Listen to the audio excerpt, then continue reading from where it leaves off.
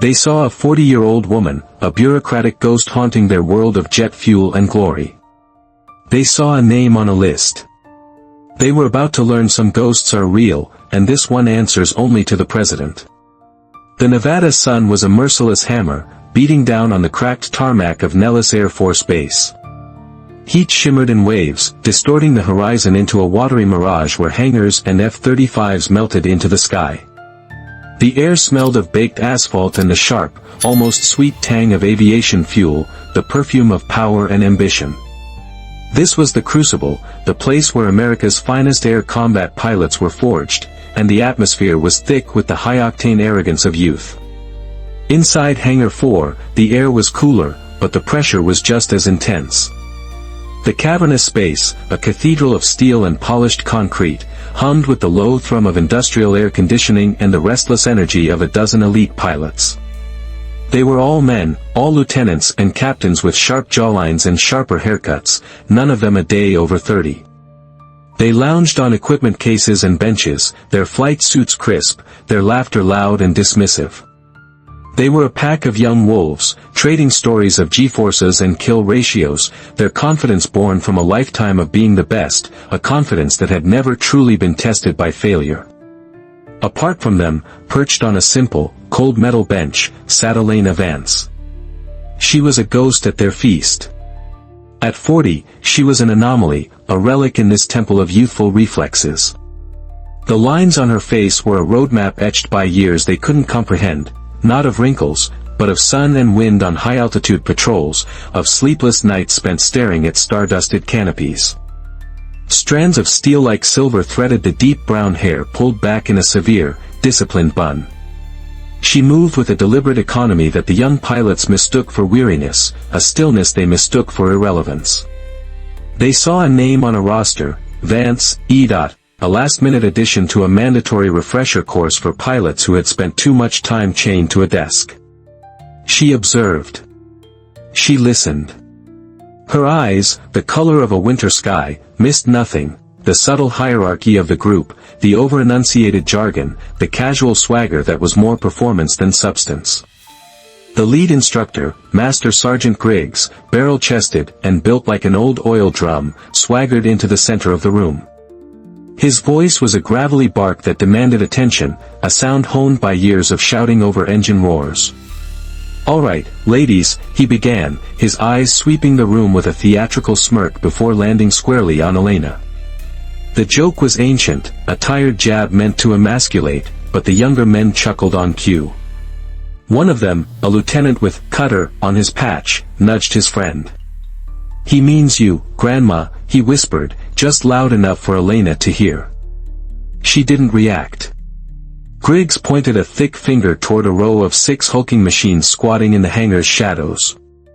They were F-35 Lightning II simulators, behemoths of dark metal and fiber optics, their interiors a perfect replica of the world's most advanced fighter cockpit. "Welcome to the boneyard," Griggs growled. "This is where we dust off you desk jockeys and see if you remember which end of the stick makes the bird go up." He paced before them, his boots echoing in the vast space. "Most of you are here to get your flight hours recertified. Don't get any bright ideas. We're not looking for Top Gun. We're looking for basic competence. Just try not to virtually crash a $200 million piece of hardware." His gaze, cold and dismissive, fell on Elena again. "Vance, you're last on the list. You can watch and learn from the pros." The implication hung in the air, as thick as the smell of ozone around the simulators. She would need the help. The pack leader, a handsome captain with a jawline engineered for recruitment posters, flashed a wolfish grin. His name was Leo Reyes, call-sign Viper, a third-generation pilot who flew with the crushing weight of legacy on his shoulders. He saw Vance as an insult to the cockpit, a symbol of bureaucratic decay. Elena gave a single, almost imperceptible nod. She didn't mind being last. It gave her more time to observe, more time to listen. She had always believed that every machine had a soul, a rhythm. From the deep-throated roar of a turbine to the silent hum of a server farm, there was a language to be learned if one was patient enough. She watched the technicians perform their final checks, her eyes tracing the lines of conduit, her mind registering the flicker of the diagnostic screens. She knew these simulators. Not these specific ones, but their ancestors, the ones built in secret labs, the ones that ran scenarios so brutal they were designed not to test a pilot, but to break their psyche. She was not intimidated. She was home. "Reyes, you're up," Griggs barked. "Show these paper pushers how it's done." Leo, Viper, Reyes rose with a fluid, predatory grace. He shot a confident grin at his squadron mates, a silent promise of a performance. "Watch and learn, boys," he said, his voice dripping with nonchalant arrogance. "Time to set a new high score." He clapped his friend Cutter on the shoulder and strode to Simulator 1 with a swagger that was pure performance. Griggs stood by the hatch, clapping him on the back. "Give them hell, Viper." The entire hangar's attention focused on the main monitor, a massive screen that would display a god's-eye view of the simulation. Inside the sealed cockpit, Reyes was immersed in a photorealistic world. The scenario was a designer's nightmare, codenamed Cerberus Guard. The objective: survive a high-threat air-to-air engagement over a hostile mountain range. Intelligence reported multiple bogies, advanced surface-to-air missile sites hidden in the valleys, and heavy electronic warfare jamming. It was a scenario designed to overwhelm, to punish the slightest mistake. Reyes flew with raw, unadulterated aggression. On the screen, his F-35 icon was a blur of action, a flurry of high-G turns, afterburners blazing, and a volley of missile launches at the first sign of a target. He was skilled, undeniably. His reflexes were razor-sharp. But he was predictable. He relied on the aircraft's overwhelming power, its technological superiority, not its subtlety. He met force with more force. For a moment, it looked like it was working. Two enemy icons vanished in pixelated explosions. The young pilots in the hangar let out a collective cheer. "That's our Viper," Cutter yelled. But Griggs's face remained a stony mask. He knew the scenario's secrets. Cerberus was a hydra, for every head you cut off, two more appeared. Reyes, high on his initial success, pushed deeper into the valley, chasing another target, flying right into the heart of the trap.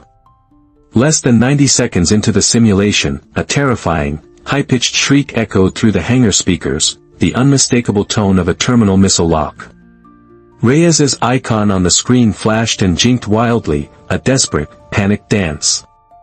A moment later, a calm, female computerized voice announced flatly, "Eject, eject, eject."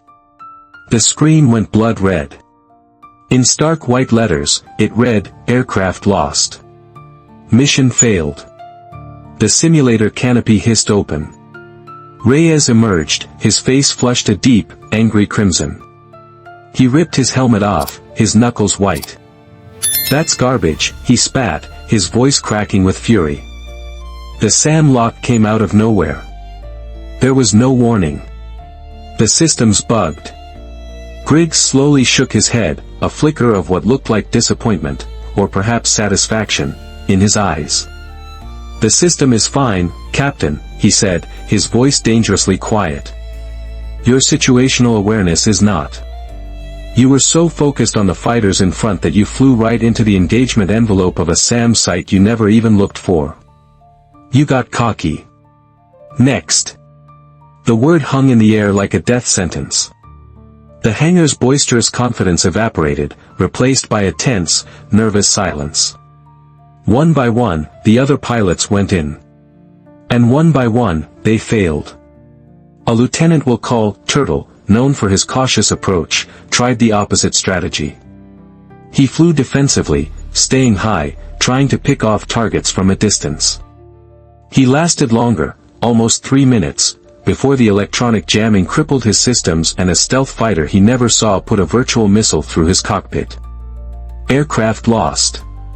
Another, trying to imitate Reyes's aggression but lacking his raw talent, was swatted from the virtual sky in under a minute.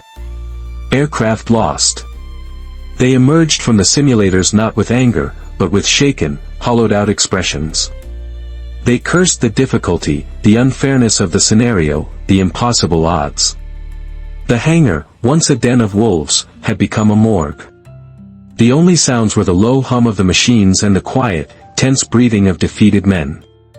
Just as the last failed pilot was slumping onto a bench, the main hangar door slid open, casting a long, sharp-edged shadow into the room. The figure that materialized in the doorway commanded silence without saying a word. It was Colonel Madsen, the base commander. Madsen was a man carved from granite and discipline. His flight suit was immaculate, creased to perfection, his boots polished to a mirror shine. His face was a mask of stern authority, his eyes seeming to miss nothing. He moved with a stiff, purposeful stride that broadcast his irritation before he ever opened his mouth. The remaining murmurs in the hangar died instantly. Even Griggs seemed to shrink slightly, his usual swagger gone, replaced by the rigid posture of a subordinate.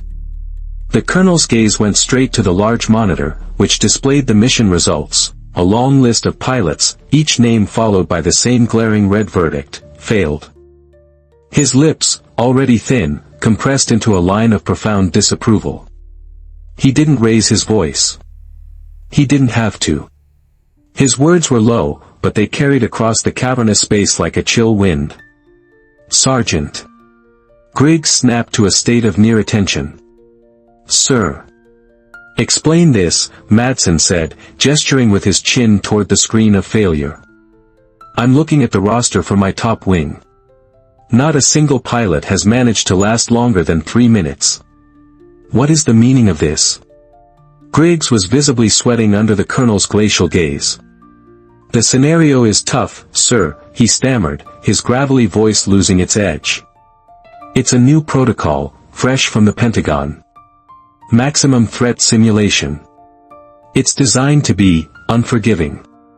Madsen took another step forward, his eyes locking onto the master sergeant. This is not a test of the protocol, Sergeant, he said, his voice dropping even lower, laced with steel. It is a test of my pilots. It's a test of our combat readiness. And from what I see, they are failing. Utterly. The words landed like physical blows. The young pilots stared at the floor, the weight of their commander's disappointment crushing them. Madsen's eyes scanned the list of names on the screen again, his gaze lingering on each failure. He paused at the very last one, a name he didn't recognize. Vance, he read aloud, the name tasting foreign and out of place. He looked up at Griggs, an interrogative eyebrow raised. Who is Vance? Griggs, grateful for the change of subject, gestured with his chin toward the lone woman sitting silently on the bench. Transferred in for the refresher, sir.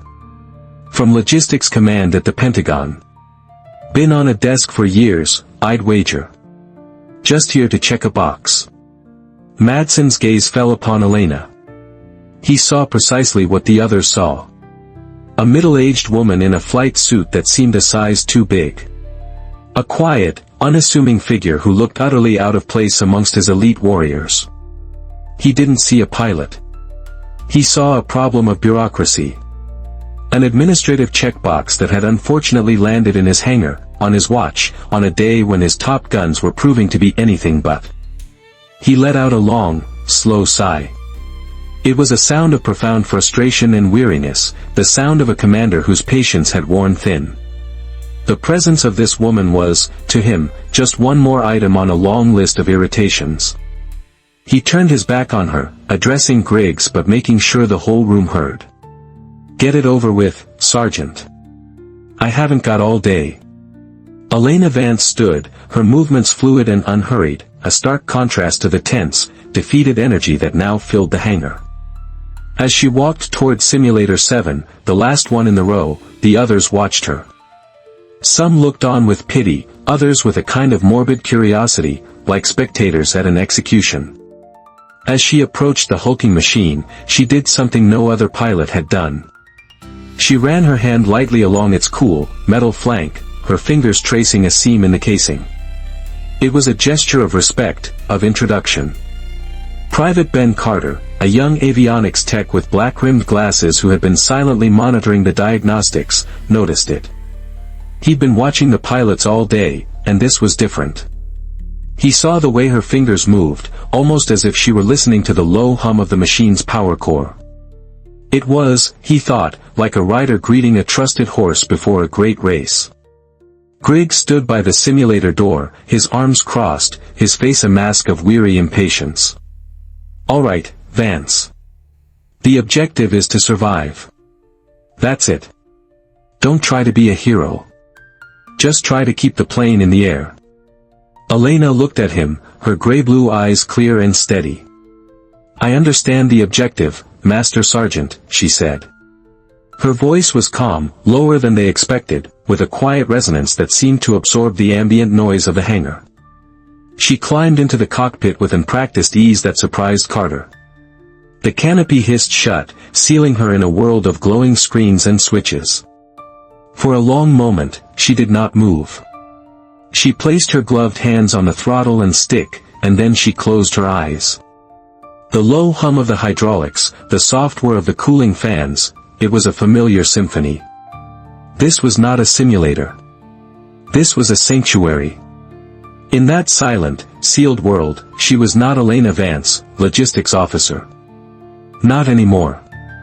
In the silent sanctuary of the cockpit, she was Spectre. She took a single, deep breath, then let it out slowly. The memories flooded back, not as trauma, but as pure, cold data. The sting of sand in a desert wind over a rock. The biting, soul-deep cold at 40,000 feet over the Hindu Kush. The faces of her team, ghosts who lived in the silence between heartbeats. On the outside, Colonel Matson tapped his foot impatiently. Reyes whispered to Cutter, "She's probably trying to remember how to turn it on." Then, on the main screen, the simulation began. The world outside her virtual canopy resolved into a photorealistic mountain pass at dusk.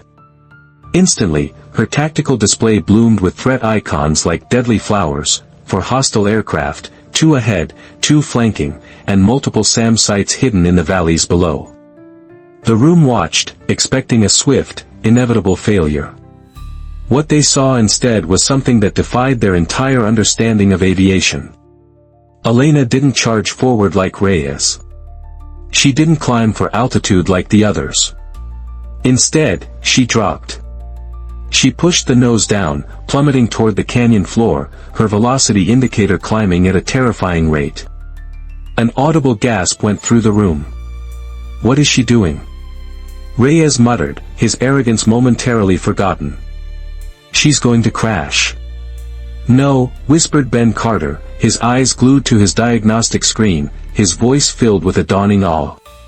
"She's not crashing. She's terrain masking. She's using the canyon as a shield to block their radar." She flew with a terrifying, otherworldly grace. The F-35, a machine of brute force in the hands of others, became an extension of her will, a surgeon's scalpel. She wasn't fighting the terrain, she was dancing with it. She skimmed the canyon walls, her wingtips mere feet from the jagged rock, using the natural curvature of the earth to remain utterly unseen. The hostile fighters, expecting a high-altitude engagement, screamed past her position, their powerful radar sweeps finding nothing but empty sky. Griggs stood frozen, his mouth slightly agape. He had designed the damn scenario. He knew its triggers, its traps, its every secret.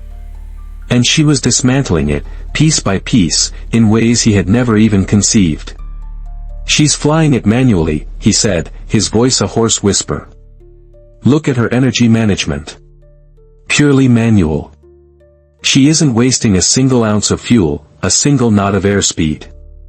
Emerging from the canyon directly behind the enemy formation, she was the ghost in their machine. She didn't fire a missile. She selected her gun. A ripple of disbelief went through the observers. A gun run was suicide in modern combat. But she wasn't engaging from a distance. She closed to within 500 meters of the trailing bogey, positioning herself perfectly in its blind spot. A short, controlled, 3-second burst from the cannon.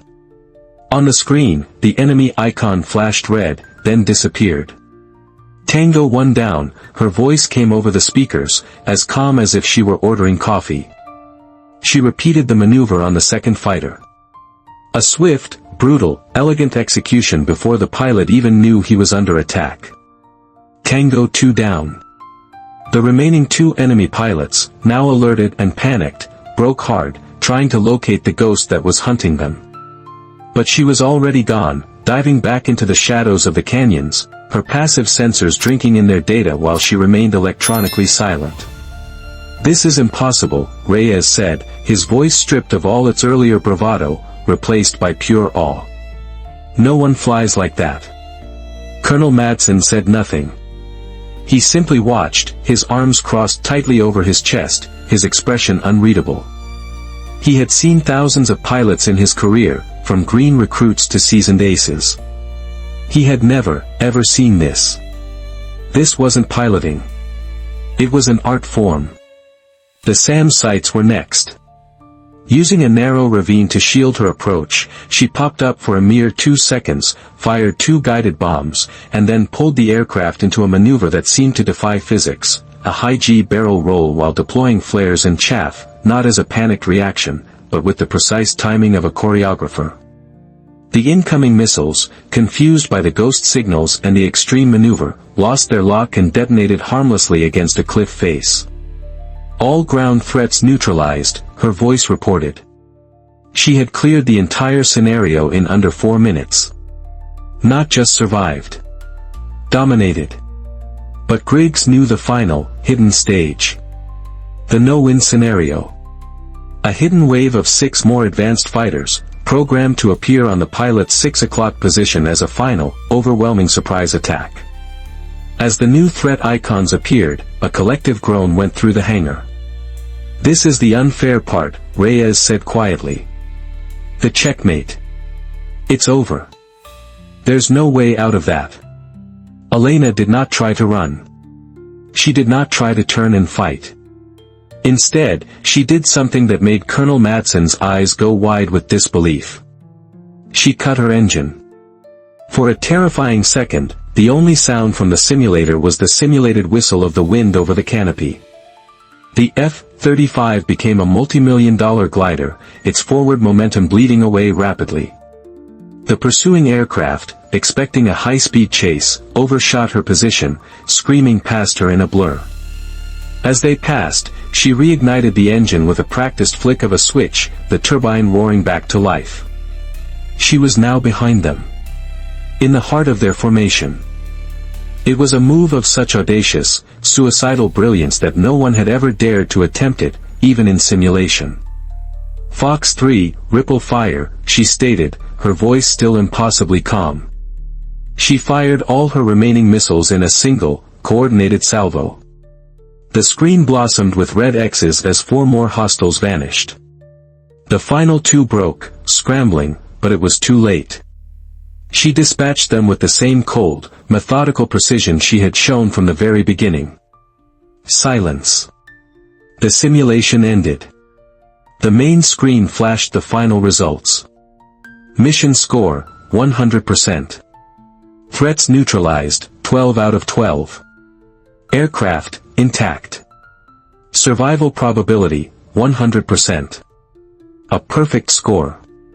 Something the system's designers had privately considered a theoretical impossibility. The canopy of Simulator 7 hissed open. Elena swung her legs over the side and dropped to the floor with a soft thud. She was breathing evenly, her face calm, betraying no sign of the storm she had just unleashed. She looked like a woman who had just finished a crossword puzzle, not a pilot who had just rewritten the rules of modern aerial combat. The hangar was utterly, profoundly silent.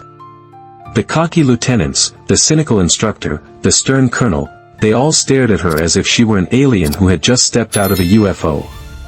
They had seen the data on the screen, but their minds could not reconcile it with the quiet, middle-aged woman standing before them. Griggs looked like he had seen a ghost. His face was pale, his own decades of expertise rendered meaningless in the face of what he'd just witnessed. Reyes, the golden boy, looked down at his own hands, then back at Elena, a profound and humbling understanding dawning in his eyes. He hadn't just been beaten, he had been shown a level of skill he didn't know existed. Colonel Madsen was the first to move. He walked toward her, his stride no longer stiff with authority, but hesitant with something else entirely. Respect. Awe. He felt a question burning in his throat, the same question that was screaming in every mind in the room. He opened his mouth to speak. "Who are you?" But he never got the chance to ask. The hangar doors burst open again, this time with frantic urgency. A young captain from the command center, his face pale with panic, ran into the room, skidding to a halt on the polished concrete. He scanned the room, his eyes wide with a terror that made the pilot's earlier failure seem trivial. "Colonel Madsen, sir," he gasped, out of breath. "A priority communication, sir. I need to find." His eyes landed on Elena, and he stopped dead, his panic momentarily replaced by utter confusion. Madsen stepped forward, his annoyance at the interruption warring with a new, prickling sense of unease. "What is it, Captain?" "I am in the middle of a debriefing." The captain ignored his commander. His entire focus, his entire being, was locked on Elena Vance. He pointed a trembling finger.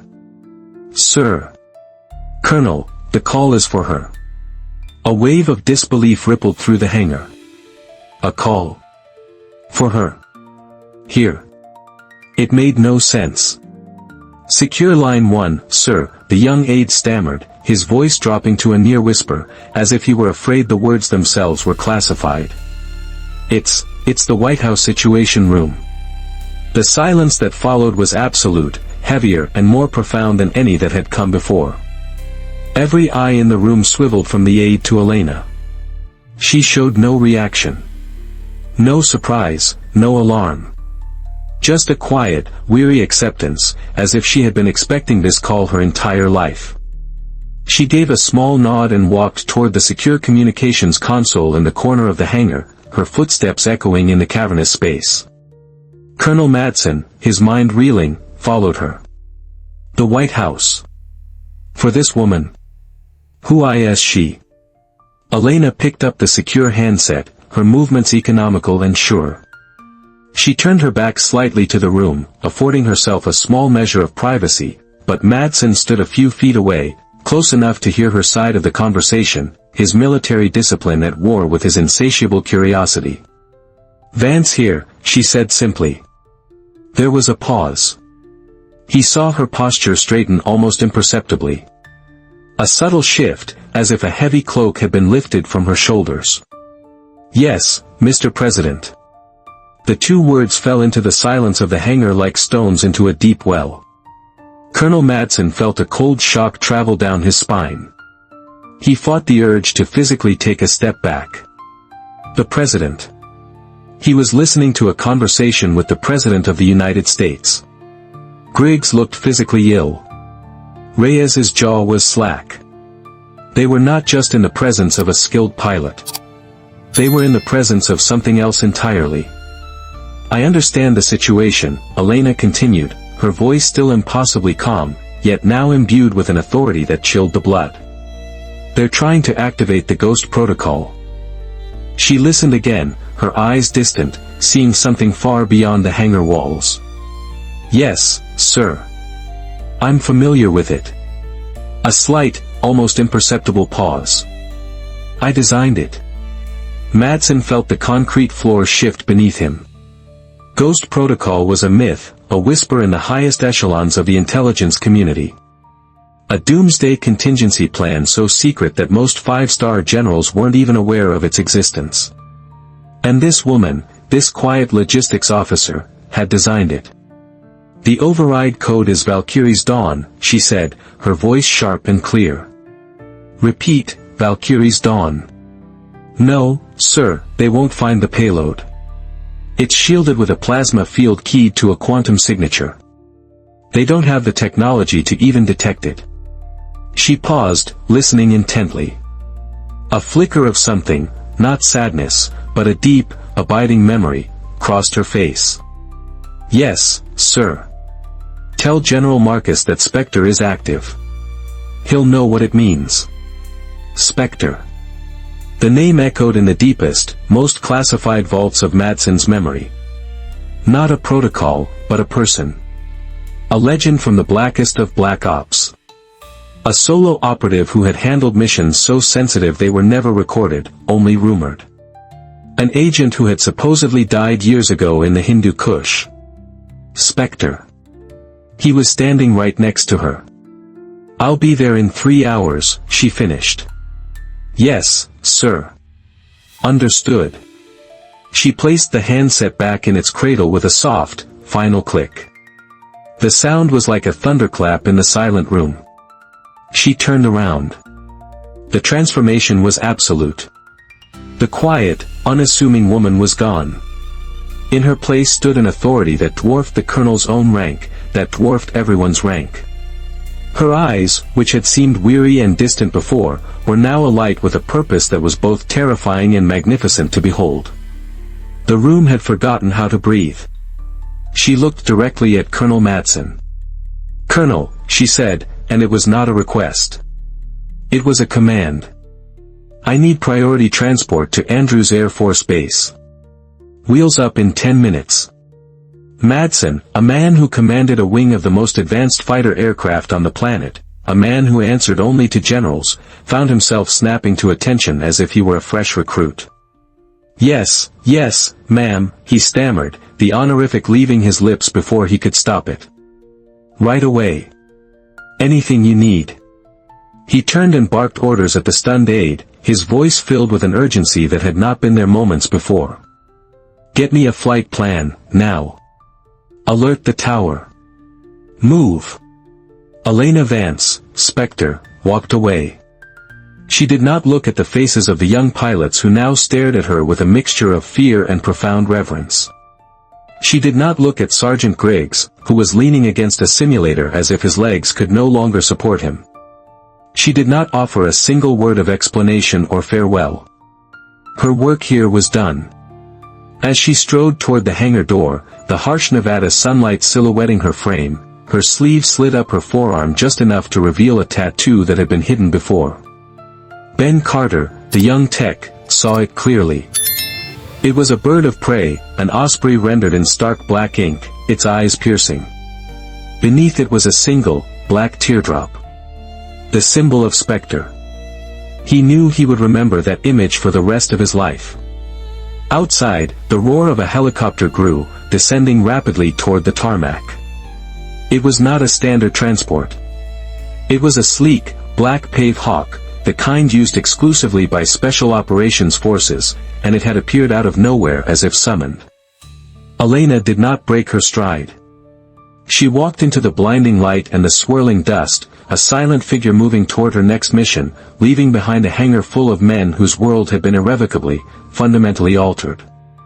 They were left with the silence, the lingering hum of the machines, and the impossible, perfect score still glowing on the main screen. Mission complete. Lieutenant Leo Viper Reyes finally found his voice, a quiet, humbled whisper to no one in particular. "We called her useless." He shook his head slowly, watching the black helicopter lift off and disappear into the vast blue sky. In that moment, the legend of the Nellis ghost was born, a story that would be whispered in hushed, reverent tones for years, a cautionary tale for every arrogant young pilot who thought they knew what a hero looked like. It was a story about how the quietest person in the room is often the most dangerous, and how true strength is rarely loud. The world is full of people like Elena Vance, whose greatness is hidden in plain sight. Who in your life have you underestimated? Share your stories below, and let's comment with respect for the quiet heroes among us. And if you believe true strength deserves recognition, hit that like button and subscribe for more stories that matter.